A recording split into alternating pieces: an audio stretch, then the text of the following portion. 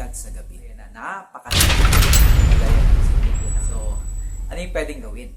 TikTok, Dr. J, pulikat sa gabi. Most likely, biktima ka ng pulikat sa gabi. Alam mo yun, kung kailan sobrang himbing mo na matulog, biglang lang aatake yung severe leg cramps. Mahimbing ang tulog mo, tapos ayan na, napakasakit. Pwedeng tumagal yan ng segundo lang. Pwede namang umabot ng 10 minuto. Napakatagal po niyan at napakasakit. Kaya isa yan sa mga dinadaing ng ating mga patients. And do you know na more than 60% ng population na nagkaka-leg cramps or pulikat sa gabi ay mga senior citizens. So pag 60 na, ayan na, mas madalas ang pulikat. Pwedeng every month or once every 2 months. Ayan, masakit. Usually sa binti yan. Yung iba naman sa hita. Sa harap ng hita o sa likod ng hita. Pero kadalasan, maraming porsyento doon sa binti. Sa gastrocnemius. Okay? So kung nakakaranas ka niyan, panoorin mo yung video natin. Pero, don't forget to subscribe. 90% hindi nakasubscribe pero nanonood. Paki-subscribe naman po, baka naman. And paki-share para mas marami tayong matulungang mayroong medical condition. So, going back, ano ba yung mga dahilan kung bakit nagpupulikat sa gabi? Actually, ang unang dahilan niyan, ang tinatawag natin, idiopathic. So, ano ibig sabihin ng idiopathic? Walang dahilan. Walang makitang dahilan kung bakit ka pinupulikat sa gabi. Yun ang number 1. Kaya medyo mahirap siyang gamutin. Kasi walang dahilan. Maraming hinanap na causes, pero ang number 1 talaga hindi maipaliwanag bakit pinupulikat. Pangalawa, yung mga pregnant patients po, yung mga nagbubuntis, pinupulikat po sa gabi yan. Pangatlo, yung posture nyo maghapon. Okay? Yung matagal na pagkakaupo at meron kang problem doon sa nerve mo sa lower back, pwede pong magbigay ng pulikat sa gabi. Next, kung meron kang medical condition tulad ng diabetes, so pwede po yan. Or meron kang tinatawag na chronic smoker, yung malakas manigarilyo. Yung mga patients na yan, pwede rin pong magpulikat.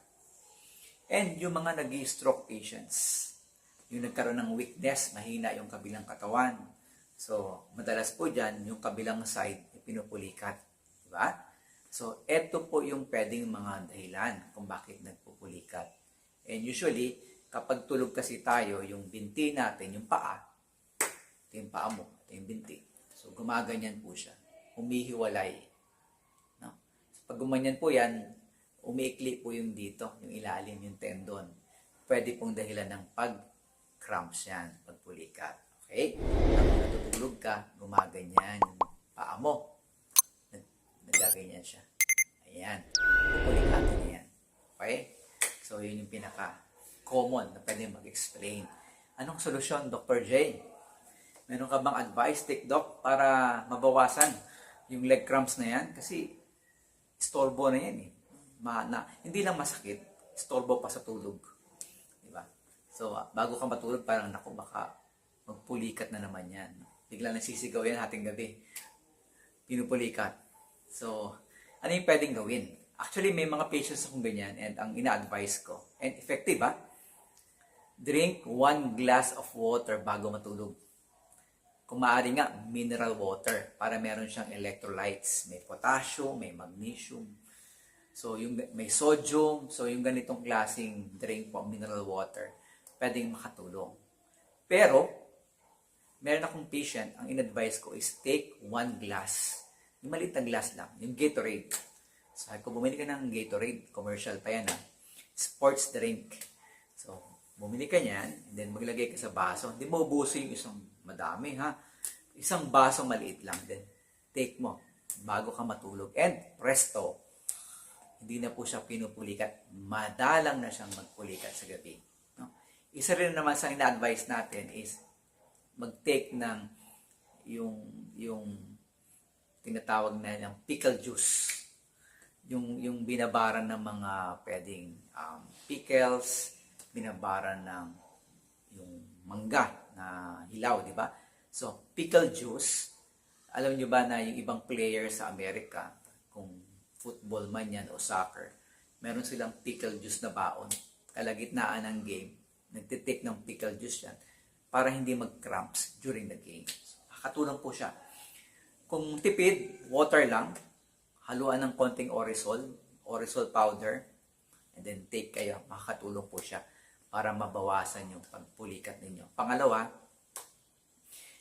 maglagay kayo ng unan doon sa paanan ninyo para yung ilalim ng paa ninyo, yung talampakan, hindi siya gumaylay.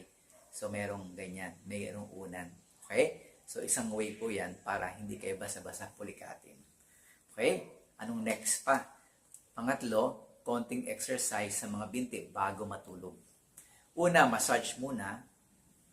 And then next is, ang gagawin ninyo exercise. Kung ito yung paa ninyo, ipupush po ninyo pa ganyan. 1 minuto. Magkabila, left and right foot. Okay?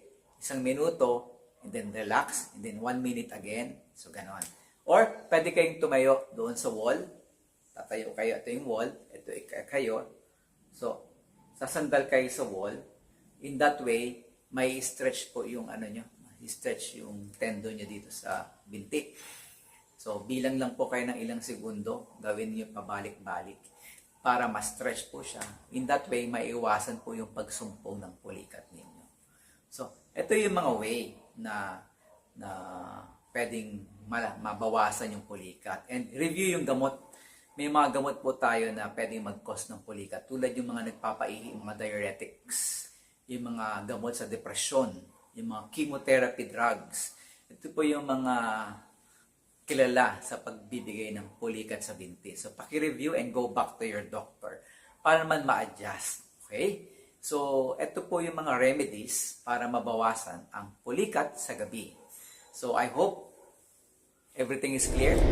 Malinaw ang lahat kay TikDoc. So, kung may tanong medical o may nararamdaman, ang tanong ng bayan, what to do? Good day.